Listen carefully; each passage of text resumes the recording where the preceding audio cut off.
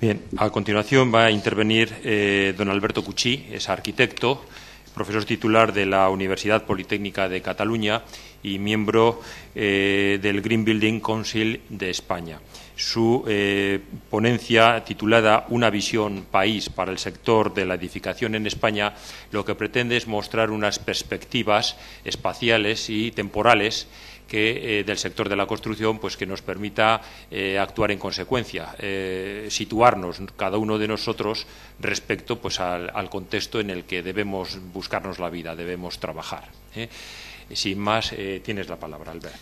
Muchas gracias. Muy buenos días a todos. Agradecer a la organización, a Ignacio, la posibilidad de estar hoy aquí con ustedes y explicarles un poco el trabajo que hemos hecho desde el GTR, Grupo de Trabajo por la Rehabilitación, que editamos en noviembre un informe con ese mismo título que ven aquí, una visión país para el sector de la edificación en España y una hoja de ruta para el nuevo sector de la vivienda, con la intención, de alguna manera, de abrir un melón que andaba cerrado, ¿no? El grupo, en realidad, nace... Bueno, esta es un poco la charla que va a tener esas tres partes. Les voy a explicar quiénes somos y por qué andamos metidos en esto.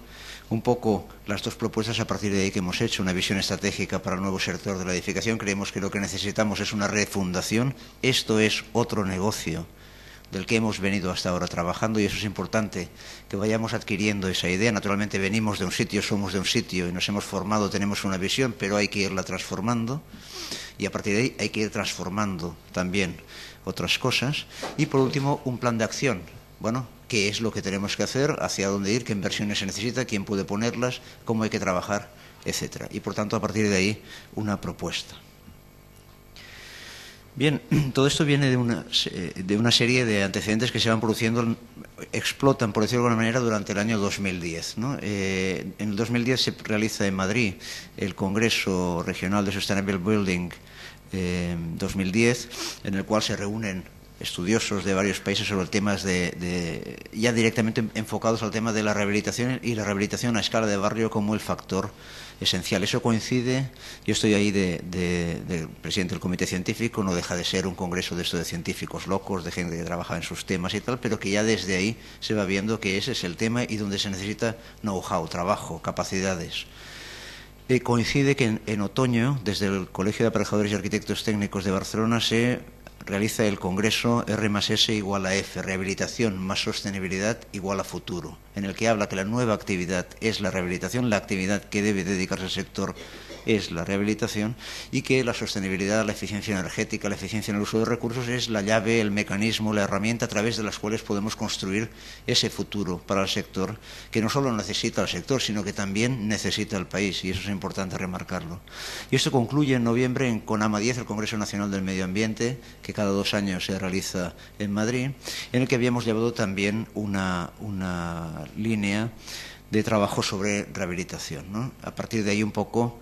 Luego hay pues, textos que se han ido trabajando, hay el Cambio Global España 2050, que por diferentes sectores va trabajando cómo debe ser el sector en el año 50 y cómo debe estar en la fecha de paso de 2020. Lo he hecho para diferentes sectores y uno de ellos es el sector de la edificación, donde ya se habla, digamos, de indicadores precisos, etcétera. Un poco al final de CONAMA decimos, bueno, y si todo el mundo ya está convencido de esto de la rehabilitación, ¿por qué esto de la rehabilitación no va adelante? ¿No? Porque esto no tira de una vez y no funciona todavía. Nos reunimos, por tanto, GTR es un grupo de carácter subversivo, porque lo que pretende es subvertir la realidad. Es absolutamente particular, sin intereses. Está Valentín Alfaya, que es director de calidad y medio ambiente de Ferrovial, pero que no está como Ferrovial. Estoy yo, que soy de la Politécnica, pero no está la Politécnica. O Xavier Casanovas, que es del Colegio de Arquitectos y Aparejadores y Arquitectos Técnicos de Barcelona, pero no está el Colegio de Arquitectos y Aparejadores Técnicos. En definitiva, este grupo, que ahora se ha ampliado con 3 expertos más, que lo que pretendemos es esto, analizar esa realidad y sobre todo trabajar para hacer posible ese cambio. Y de alguna manera las dos cosas que vimos que eran necesarias era, por una parte, un cambio de visión. Hay que cambiar el objetivo del sector de la construcción. De hecho, hay que empezar a dejar de pensar en el sector de la construcción para empezar a pensar en el sector de la edificación. Hasta ahora, y veremos por qué, nuestro sector ha sido un sector de construcción de nuevos edificios. Y estaba justificado, éramos de alguna manera como en un árbol la albura, lo que está justo detrás de la corteza iba creciendo, iba haciendo que crezca el árbol. Bien, hemos de pasar a ser un sector de la edificación, o sea, no solo de la construcción de nuevos edificios, sino de irnos ocupando lo que hemos dejado atrás, lo que ha hecho esa albura ir creciendo, que es toda esa madera, todo ese tronco, que ahora es la eficiencia de este elemento, es el que nos preocupa, ¿no? En particular, nos hemos dedicado en este primer informe al sector de la vivienda, creemos que es el más difícil, supone buena parte la parte más esencial del sector, y desde el punto de vista del impacto ambiental, probablemente pues el 65%, por ejemplo, en energía, es del sector de la vivienda, el 35% de edificios que no son de vivienda, pero ahí creemos que es el campo, antes hablaba el decano del colegio, de las ESCO, de que ahora aquí ya está regulada, son las empresas de servicios energéticos. Los edificios que tienen empresas o que tienen un gestor, ahí se mueve por negocios o se mueve por unos balances, etcétera, unos criterios económicos, y ahí es donde tiene que entrar directamente las S. Pero la vivienda no funciona así, ¿no? Por tanto, la idea fue detectar barreras y mostrar la viabilidad de intervenir, ¿no? De hecho, que lo pueden descargar de alguna de estos webs, de la web de GBC España, de Green Building Council España o de CONAMA, que son las dos asociaciones que actúan un poco de coordinadores del grupo. El informe directamente lo redactamos Peter Sweetman, que es director general de Climate Strategy and Partners, y yo mismo desde la universidad.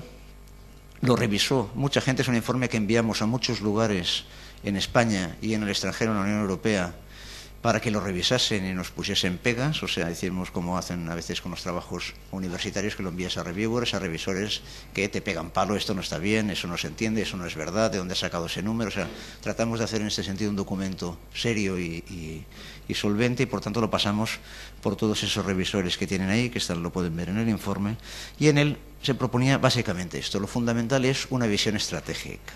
Hay que cambiar la visión, el modelo del sector. ¿Por qué? Porque los retos del sector son fuertes, ¿no? No vamos a explicar, porque nos pondremos a llorar todos, y ya hay que venir llorado a estos sitios, ¿no? Pero estamos en una crisis económica y financiera, no ahora en la agudez, en el punto álgido de la crisis para nosotros, para España, en el que nos encontramos ahora, sino global, está cambiando las cosas. Al lado hay una crisis ambiental y energética también muy profunda, muy renovadora también, que cambia de modelo, y eso lleva parejo y adjunto una crisis social, una crisis en la que el papel de las sociedades, de las organizaciones, también va a cambiar, ¿no? Es lo que se ha venido a llamar el cambio global, ¿no? Estamos en una situación global, no solo en España, sino en todas partes, de cambio. Y eso tiene una repercusión sobre los edificios, ¿no? En el marco de la Unión Europea, que es nuestro marco inmediato de referencia, siempre cuando se habla de la crisis, dices, bueno, la Unión Europea bajará en sus objetivos ambientales, bajará en la reducción de emisiones. No va a bajar, no va a cambiar, no va a reducir. De hecho, sigue manteniendo en buena medida los objetivos para el 2020. Este año ha subido de emisiones, vamos a ver cómo se reacciona. En este momento se está cambiando la Directriz Europea de Eficiencia Energética, y específicamente en edificación. La presidencia de Dinamarca quiere sacar a finales de junio la nueva directiva, que va a corregir la desviación que está en esa gráfica de lo que se preveía para la Directiva de Eficiencia Energética en edificios de 2002, cambiarla, digamos, para recuperar su capacidad de reducción de emisiones. Por tanto, va a ser dura, y se prevé que en principio se apruebe dentro de este año, si algunos países, y no quiero decir nombres, conseguimos superar la resistencia con la que se oponen a la nueva directiva, ¿no? Y va a incidir mucho sobre los edificios existentes. Y claro, eso nos interesa por dos cosas, ¿no? La gráfica de la izquierda muestra lo que antes hablaba el decano del colegio, el cambio de sector, ¿no? Hasta ahora hemos sido un sector de la nueva construcción, y con motivos, porque desde hace 150 años la población española no ha hecho más que crecer por la base.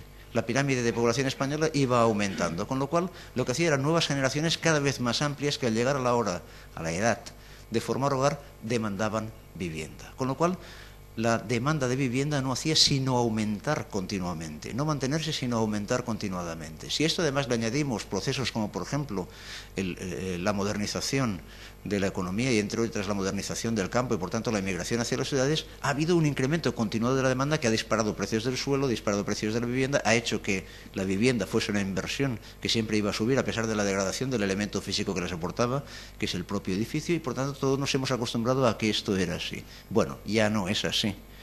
Ese elemento que ha propiciado burbujas especulativas una detrás de otra, la última, la que nos ha estallado hace nada y que nos ha puesto en la situación crítica financiera que estamos ahora, eso en realidad cambió en la segunda mitad de los años 70. Si miran, a partir de ese momento bajó y de golpe la base de la pirámide de población española. Ahora, si la miran, se parece a un árbol de Navidad, un tronco y luego encima el triángulo, y va a continuar cada vez haciéndose más tronco, y por tanto, y al final va a seguir esta curva, que son las predicciones del INE, vamos a entrar en lo que se llama una fase de madurez, y vamos a acabar como Dinamarca, como otros países que comentaba también el decano, con una población estabilizada e incluso se prevé para los 50 con un cierto declive.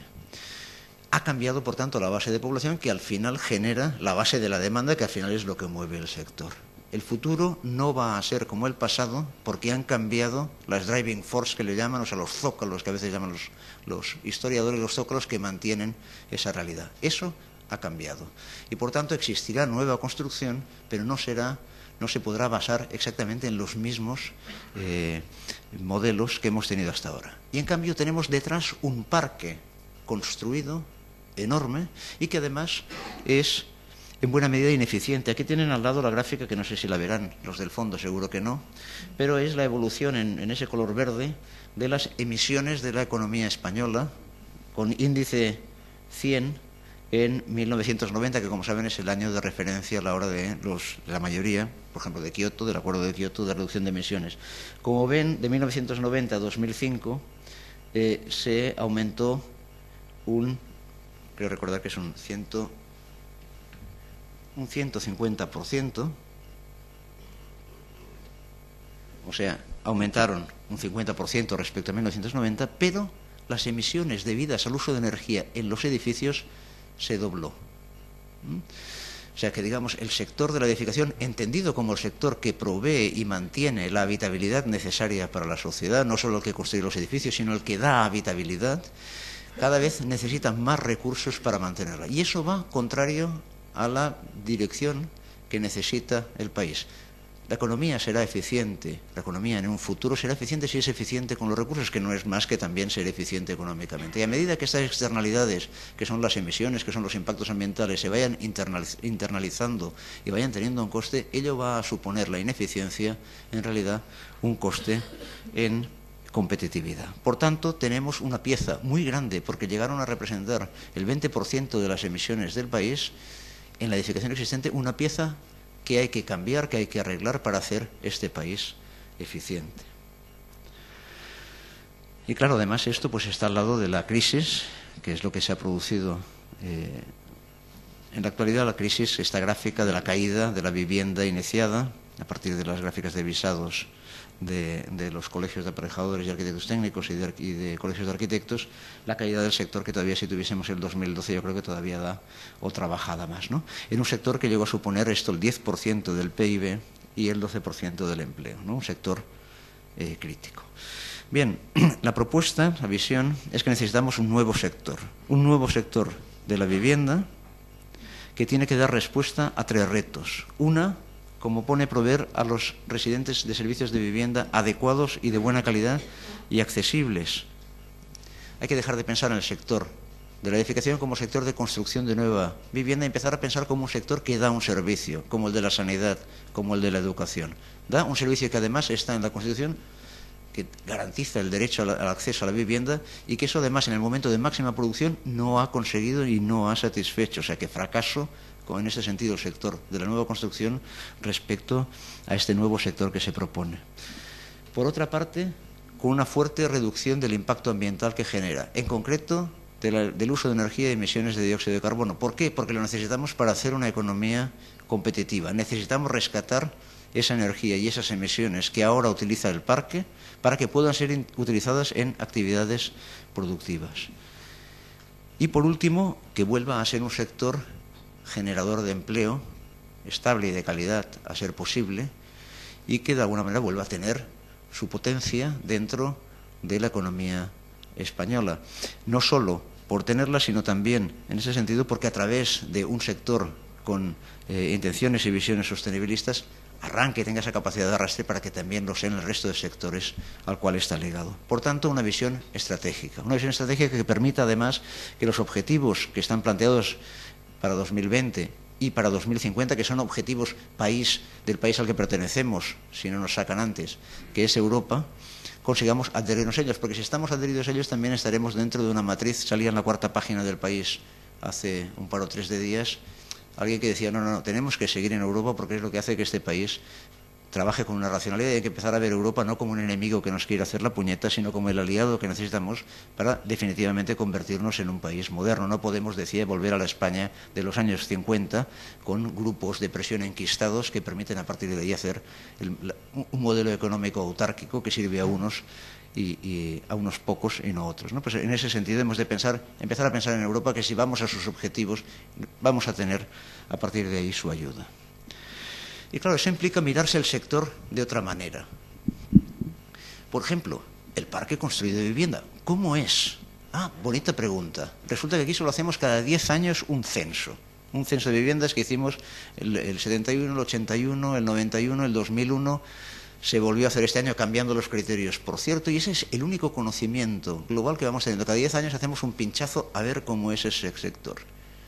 Necesitamos información más actualizada, pero bueno, ya salen algunas cosas interesantes, ¿no? Lo ha comentado algunas para el general del Estado y para el País Vasco en concreto, pero por ejemplo cerca de un 60% en el total nacional fueron construidos antes de 1980, o sea, no tienen ningún tipo de restricción respecto a su comportamiento energético, ¿no? El 40% de las viviendas construidas antes de 2001 son vivienda rural. Tenemos la imagen de la edificación muy urbana. Cuidado, hay una edificación rural extendida en un medio que no es urbano, y eso implica muchas cosas, no solo del tipo de vivienda y el tipo de rehabilitación que se puede hacer, sino del entorno tecnológico en el cual se mueve, ¿no? Y es cierto, y ese es el principal target, que hay grandes concentraciones de vivienda en bloques con 5 o más viviendas cada uno, ¿no? Y que probablemente es donde ahora en este momento tenemos un modelo más adecuado para intervenir. En fin, ¿cómo se distribuye?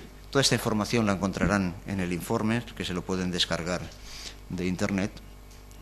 Que hay mucha información sobre esto, a ver qué es lo que sabemos de él, ¿no? Por otra parte, la ocupación. La ocupación en el sentido que la gente se distribuye por ese parque, y el parque es más o menos estable, los edificios más o menos duran unos años, pero la gente se va moviendo, la sociedad cambia, cambian las maneras de vivir y cambian las formas de utilizar los edificios, ¿no? Por ejemplo, lo que llamamos viviendas principales, que uno tiene que ponerse a contar las noches en las que duerme en ella. Por ejemplo, en 2008 eran el 65% del parque de viviendas construidas, ¿no?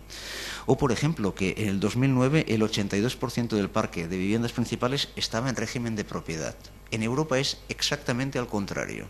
El 80% son de alquiler, el 20% son de propiedad. Y eso dice mucho a la hora de intervenir, porque ¿con quién estás hablando? Con el propietario. Con alguien que es propietario de su vivienda, además con la ley de propiedad horizontal, que le hace la ilusión de que él tiene una vivienda, cuando en realidad es copropietario. Esto recuerdo al secretario del Colegio de Administraciones de Fincas de Madrid, que lo decía, dice, uno se piensa que tiene un piso de 300.000 euros. Dice, no es verdad. Dice, suyo serán 40, 50.000. Dice, el resto están en el suelo, están en la estructura, en las cimentaciones, en los cerramientos, en las cubiertas, en los elementos comunes. Dice, los tiene en copropiedad, pero hay una ley que dice que todo eso es suyo, ¿no? Claro, la capacidad de inversión que eso implica es muy diferente de si el propietario de esas viviendas pues es un banco de inversiones o es una comunidad de inversiones que tiene una cierta capacidad de capitalizar y de emprender obras. Eso es importante a la hora de entender. Y luego, que por ejemplo cerca de un 30% del parque está sobreocupado o infraocupado. Cuando está sobreocupado, la ley teóricamente se ocupa de eso. Cuidado, aquí hay problemas de sobrehabitación. Hay muchos más de los que la ley tiene registrados, muchos más. Pero luego hay el problema de la infraocupación. O sea, pisos el caso en Barcelona siempre ponemos el mismo ejemplo, ¿no? El piso del Ensanche, piso de los años 10, 20, habitado por una señora mayor que vive sola en un piso de 120 metros cuadrados, ¿no?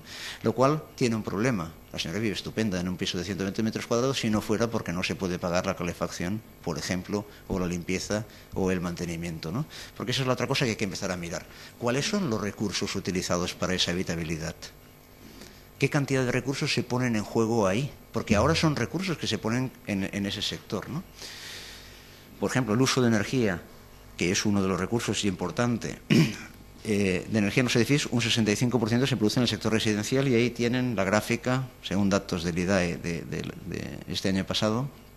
Pero, por ejemplo, en 2009 el abastecimiento doméstico de energía fue un coste a las familias de 15.000 millones de euros, ¿no? O sea, se necesitan muchos recursos para ocupar ese parque existente de viviendas. Y esas son las tres piezas: los recursos, el parque y la ocupación. Necesitamos datos sobre estos y operar sobre esos tres factores para disminuir esos recursos. Ese es nuestro negocio, dar habitabilidad con la máxima eficiencia. Y es posible porque, por ejemplo, en 2007 el 46% de los hogares usaron electricidad para la calefacción. Una cosa que en principio implica usar una fuente energética de alta calidad, o sea, quemamos carbón o petróleo a temperaturas muy bajas, generamos energía eléctrica para luego volver realmente a esas mismas temperaturas o inferiores en las que se han usado para fabricarlo. Por tanto, ahí hay un pozo de ineficiencia que debemos rescatar. Bien, a partir de ahí, visto el sector de ese nuevo modo y teniendo que intervenir sobre ahí, ¿qué debemos hacer? ¿Por qué no nos ponemos en marcha? ¿Cuáles son las fronteras? ¿Cuáles son las barreras? Algunas son de conocimiento, de información, también, que son dos cosas diferentes, de visión, que son tres cosas diferentes: conocimiento, información y visión. Y lo otro son barreras legales. Son barreras legales porque tenemos que actuar sobre un nuevo sector con otro modelo de negocio con las normas hechas para el sector de la nueva construcción, ¿no? ¿Alguien vive aquí en una vivienda que cumpla el código técnico de la edificación? Nadie. Quiere decir que el Código Técnico de la Edificación le importa un rábano la vivienda donde viven los españoles. Solo está dedicado a la nueva edificación. De hecho, conmigo habrá aquí mucha gente que ha tenido experiencia en rehabilitación, que se ha dedicado a esto profesionalmente y sabe que los agentes, las tecnologías, la financiación, todo es absolutamente diferente de la nueva edificación. Todo. Lo que pasa es que es un sector que queda subordinado, pero en realidad necesitaríamos un código técnico propio y una ley de ordenación propia, porque los agentes no son los mismos. Y cuando son los mismos, actúan de manera diferente y tienen otras responsabilidades. Y una cosa muy importante, que decía un colega mío, lo más diferente de la rehabilitación es que el bicho está dentro, en el sentido de que hay el usuario. Y eso es muy importante porque vamos a hablar de eficiencia energética. Bien, como les digo a mis estudiantes, los edificios no consumen energía. Tú los dejas y ellos se quedan ahí quietos, paraditos, no hacen nada. Quien consume energía es el usuario que los usa, es la gente que está dentro. Hay que pensar que lo que tenemos que hacer es la oportunidad de que el usuario sea capaz de habitar con un mínimo de energía, pero si él no quiere hacerlo, no le va a hacer, por mucho aislamiento que pongamos en la piel y por mucho que le cambiemos las ventanas, por ejemplo. Todo eso no está en la construcción nueva. Por tanto, es otro sector que tiene que arrancar y otro sector que tiene que arrancar entendiendo cuáles son sus objetivos, cómo se puede financiar, etcétera. Un poco el plan de acción que proponemos y que vamos a revisar este año en CONAMA 12, vamos a presentar la siguiente versión que andamos trabajando, mejorando la visión, mejorando los conocimientos y mejorando la información, pero les enseño el que propusimos porque tiene algún interés. Claro, en ese nuevo sector, el objetivo de ese plan de acción es, primero, la eficiencia en el uso de recursos. A ver, ¿cómo se lo digo? Claro. La eficiencia energética no va a financiar la rehabilitación. La eficiencia energética va a conseguir financiar la eficiencia energética. Pero además va a poner en marcha el sector. Eso es lo importante, ¿no? Va a hacer el arranque del sector. Por tanto, no pensemos, hombre, a lo mejor en el País Vasco sí que con los ahorros energéticos se puede financiar algo más que las obras de rehabilitación energética. Pero no confíen en ello. Lo que sí hace es pone en marcha todo el mecanismo, es la punta, el mascarón de prueba que puede hacer que el barco del nuevo sector navegue. Eso sí que es un papel importante. Tras de él tiene que venir la mejora de la habitabilidad. Nuestro sector tiene que ser el sector de la habitabilidad. producir las condiciones adecuadas. Comentaba antes muy claro los 5 puntos el decano del colegio. Nada que añadir. Eso hay que conseguir dentro, esa mejora de las condiciones de habitabilidad para la sociedad. Y sin perder de vista que todo eso tiene que hacerse en el marco de políticas que mejoren la accesibilidad, que hoy en día quizás ya no es tan prioritario, sigue siendo muy prioritario, pero quizás el número de personas afectadas, no tanto porque no pueden acceder a la vivienda, gente joven, gente que está cambiando de modelo de vida, como gente que está a punto de perder la vivienda, ¿no? Por tanto, ese es otro cambio importante en las políticas sociales. Bueno, ¿y cómo obtenemos fuentes de recursos para la financiación y quién puede poner esas fuentes? Ahí está la clave del asunto. Claro, para una rehabilitación basada en la energía, la inversión total solo puede salir de 3 fuentes. 1, el valor presente del ahorro energético. Si ahorramos energía en el futuro, traer ese valor hacia aquí. Eso va bien si conseguimos los mecanismos para proveerlo. ¿Por qué? Porque la energía va a subir en el futuro mucho. En las predicciones que hay para globales de la Agencia Internacional de la Energía, ahora hay un escalón muy grande y luego hay una pendiente constante de subida. Ese escalón inmediato para España va a ser mayor por culpa del déficit tarifario, que algún día habría que arreglarlo, y no les explico mi versión, pero la verdad es que todo el sector eléctrico está ahora, por ejemplo, tiene que cambiarse. Y cuando uno lee los informes que se van haciendo, todo el mundo está de acuerdo en que hay que cambiarlo. Y hay que introducir ahí la eficiencia energética como un factor clave. Bueno, traer esos ahorros futuros al presente, eso es importante. Luego, el valor del dióxido de carbono. En este momento, alguno de ustedes tendrá coche, ¿no? Y emitirá dióxido de carbono cuando circula por ahí. Yo no tengo coche, pero es igual, yo pago su carbono porque finalmente los sectores difusos, edificación y transporte, no se asignan al consumidor, sino que lo pagamos todos de los presupuestos generales del Estado. Y eso, naturalmente, no puede ser porque no va hacia la eficiencia económica. Una de las cosas que hemos de hacer es que el coste de las presentes y futuras de las emisiones de dióxido de carbono también se asignen a cada uno de los emisores, con las debidas salvedades para hacerlo con justicia. Pero sobre todo en el momento en que se produce una rehabilitación, eso tiene que entrar ahí como un factor. Y por otra parte, el presupuesto de mejoras cuando se interviene en una vivienda, también lo ha comentado antes el decano del colegio. No entramos solo a poner aislamiento y cambiar la ventana, hay que entrar, y además hay que hacerlo, como veremos luego, así. Bueno, en ese momento también son inversiones de arrastre. En Alemania, los créditos para reformas eminentemente de eficiencia energética arrastraban, por cada euro que se invertía, arrastraban otro euro por parte, digamos, de los inversores para otras cosas de mejora de la vivienda. ¿Quién puede invertir ahí? Bueno, pues los implicados, las administraciones públicas, que dan mucho dinero. Ahora decían que volvían a dar el 15% para la nueva edificación. Pues si lo diesen para rehabilitación, estaría poniendo dinero. Los propietarios, porque mejoran su bien y su valor. Los ocupantes, que son los que se van a beneficiar del ahorro energético.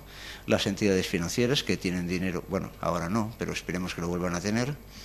Y las empresas de servicio energético, son los agentes. El tema es que quien pone el dinero tenga la capacidad de recuperarlo. Eso es lo importante, ¿no? El aseguramiento, porque si no hay este seguro no va a haber la inversión porque se paga en forma de tipo de interés y, por tanto, lo que tenemos que buscar es un mecanismo que permita al inversor asegurarle que va a recuperar la inversión de esos ahorros futuros de energía. Por tanto, esos ahorros tienen que producirse o garantizarse el retorno. Y ahí es donde puede entrar el compromiso del ocupante, del propietario, etcétera. Y todo eso tenemos que articularlo con modelos nuevos, distintos, de compromiso entre las partes que intervienen ahí.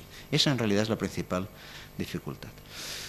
Bueno, nosotros hemos hecho un trabajo de segmentación, se llama, del parque existente, tratar de entender cómo tenemos que dividir el parque en función de un par de cosas.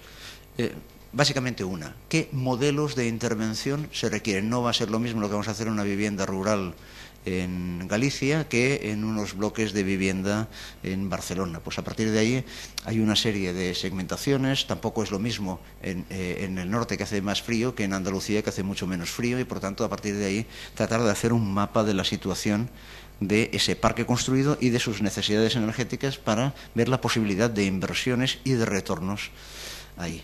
En realidad la segmentación fue muy natural y coincide con la que se ha realizado en muchos lugares, la antigüedad de la vivienda, porque la antigüedad de la vivienda te está hablando de los sistemas constructivos que tiene y, por tanto, de su comportamiento térmico, la altura de la edificación, que te habla un poco de la tipología y, por tanto, de la relación entre superficie y volumen, cantidad de piel, podríamos decir. No es lo mismo en una casa pequeña que en un bloque. Si son viviendas unifamiliares o viviendas en edificios plurifamiliares, con lo cual estamos hablando de un agente o de una comunidad de propietarios como la que hablábamos antes. Y, por último, el entorno, ¿no? No es lo mismo un entorno rural que un entorno urbano, no solo por la capacidad de los agentes que intervienen, sino también por el entorno tecnológico y las oportunidades que se producen ahí, ¿no?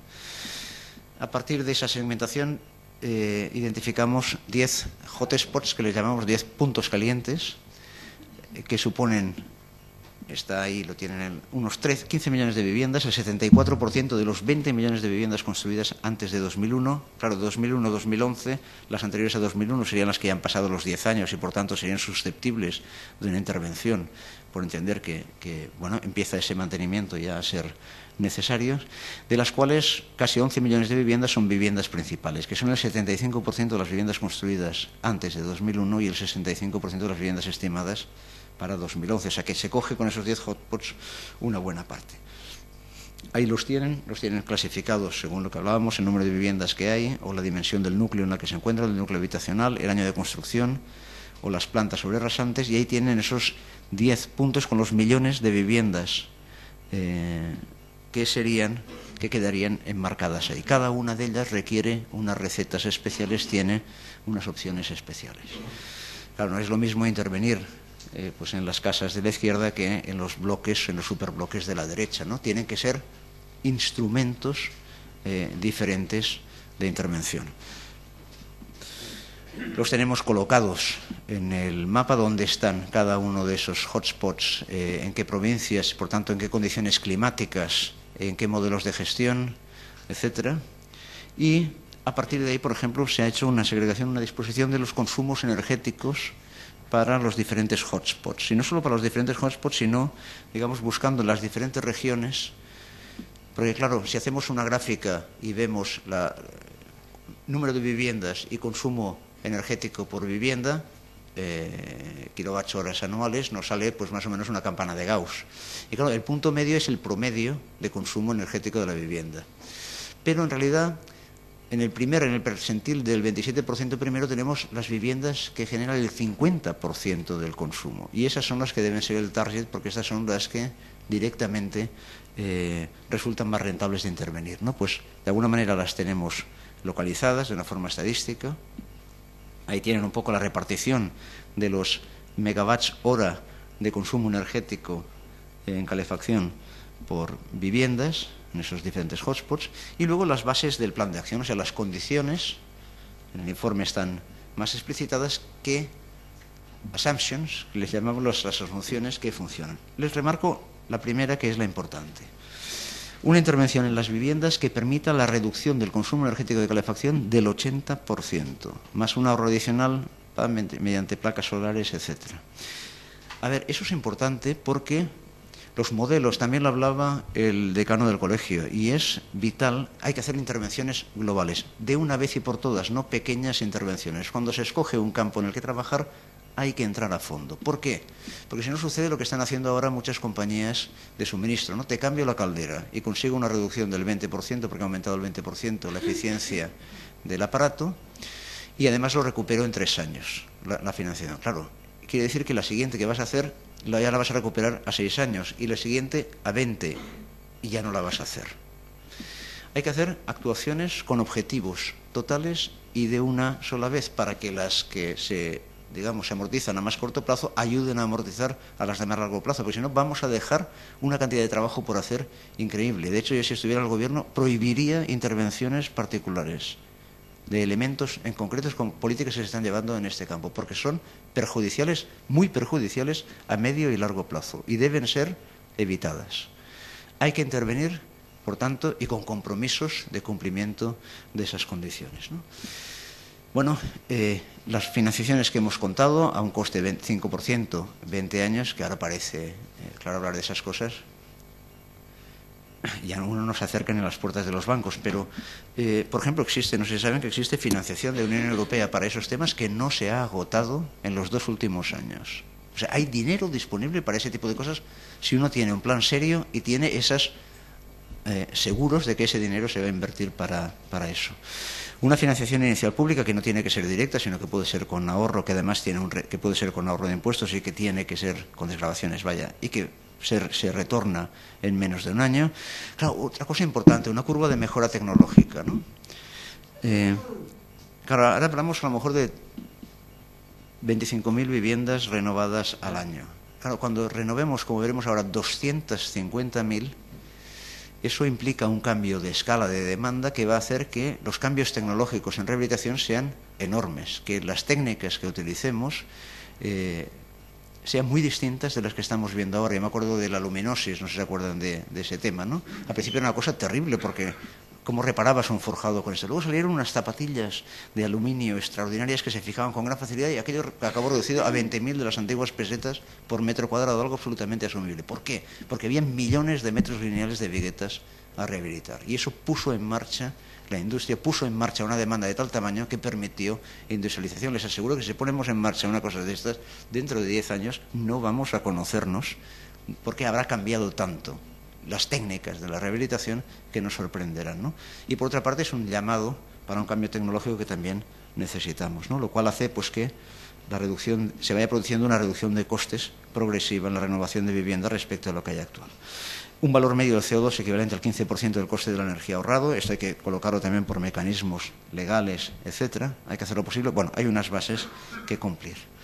Por último, no hay que olvidar, pues claro que no vamos a hacer rehabilitación energética de una cosa que necesita otras rehabilitaciones y por tanto hay que descubrir la situación del parque. También lo ha hablado y por tanto no insisto el decano. Finalmente, eso es lo importante. Este es el cuadro a 2020, 2030, 2050 en el alcance del plan de acción que proponemos. El número de viviendas reformadas en 2050 llega a esos 10 millones de viviendas. La inversión acumulada son 240.000 millones de euros. 240.000 millones de euros, que les parecerá una cifra insólita. Son 10 Bankias. Pero, bueno, el plan de infraestructuras y de transportes que se aprobó en el 2005 para un plazo de 15 años eran 250.000 millones y pasó por el Congreso y el Senado por aclamación, de los cuales más de la mitad eran de inversión pública. En este caso no lo son y retornan. Y además no se están planteando para 15 años, sino se está planteando para 38 años. Y de esos 240.000 millones de euros, 160.000 serían para eficiencia energética. Pero fíjense en la columna siguiente, los ahorros acumulados por energía y emisiones que no se han emitido supondrían 300.000 millones de euros. Por tanto, hay dos maneras de mirarlo. Uno, es negocio hacerlo. Y dos, si no lo hacemos, vamos a acabar perdiendo dinero. La cuestión es quién paga ese dinero que perdemos y quién tiene que hacer la inversión, pero debemos encontrar la manera de ligar las dos cosas. Y si no lo podemos pagar esos 300.000 millones de euros, finalmente lo que quiere decir es que en este país habrá pobreza energética, habrá falta de habitabilidad. También permite, es la penúltima fila, permite, junto con otras acciones, que cumplamos los objetivos de reducción del 80% de la reducción de emisiones de la economía nacional. Se lo voy a decir de otra manera. Si no hacemos esto, no lo vamos a cumplir. Y si hacemos esto, tenemos la oportunidad de ir a Europa con un plan que junta los objetivos europeos y, por tanto, a pedir la financiación para poderlo hacer, con un plan serio, obviamente, y un marco legislativo que lo permita. Y, por último, esa columna que es muy conservadora, que de alguna manera, pues, simplemente por esta parte, naturalmente, en el 2030 ya no solo se rehabilita para eficiencia energética, sino que el sector se ha puesto en marcha y, por tanto, produce mucho más. Pero simplemente esa inversión destinada a eficiencia energética acaba generando entre 100 y 150.000 puestos de trabajo continuados, ¿no? Y, por tanto, da, en ese sentido, una recuperación al sector. Creemos que las fases de plan tienen una fase de lanzamiento y diseño de políticas en la que estamos. En este momento el lobby estamos presionando por todas partes, estamos presionando en Europa, estamos presionando al Ministerio de Fomento, estamos presionando a quien se deja presionar y a quien no también. Vamos con ese cuento y le sacamos los números y los colores si hace falta. Creemos que el 2014 tenemos que tener ese sector o al menos los instrumentos necesarios para que ese sector se ponga en marcha y avanzando en esos años, ¿no? Al final esto es la cantidad de inversión necesaria, las inversiones de las cuales además remarcar solo las que son grises, las que ven ahí en esa franja gris, sería inversión pública que retorna en el mismo año prácticamente en el que se hace, que no puede ser desgravación, y el resto, el verde más oscuro es inversión en eficiencia energética y el resto inversión arrastrada por esa inversión energética, y por tanto es un sector con un valor importante y bueno, y las condiciones para que eso se haga posible. En definitiva, es necesario cambiar de modelo de negocio, es necesaria una visión que nos permita pasar del sector de nueva construcción a ese sector de nueva edificación, ese sector de la edificación nuevo, cuyo objetivo sea la habitabilidad y sea su objetivo, sobre todo, hacerlo con eficiencia. Y ello es necesario para tener una economía competitiva en el futuro. Y, por tanto, hay que hacerlo sí o sí. Muchas gracias y les invito a que descarguen el informe y recibiremos todos los comentarios que quieran hacer al respecto. Muchas gracias por su atención.